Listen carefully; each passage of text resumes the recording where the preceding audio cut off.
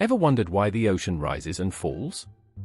It's not just the moon pulling on the water, but a fascinating phenomenon called tidal forces that actually stretch things. Today, we're diving into how these forces work and why they're more than just ocean waves. Tidal forces arise because gravity's pull weakens with distance. Imagine the moon's gravity; it pulls strongest on the side of Earth closest to it, and weaker on the far side. This difference in gravitational pull across Earth is what creates the tidal bulge, and it's this difference that stretches objects. Think of spaghetti.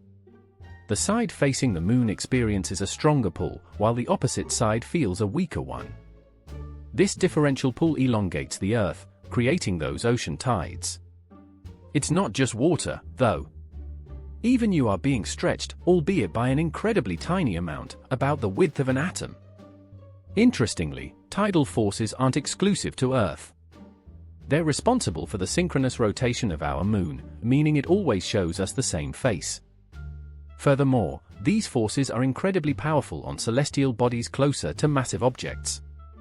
For example, Jupiter's moon Io is constantly squeezed and stretched, generating immense volcanic activity.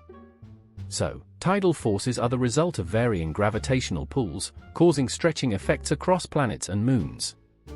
They shape our oceans and even influence the geology of distant worlds. If you found this explanation fascinating, give this video a like and let us know what other space phenomena you'd like us to explore.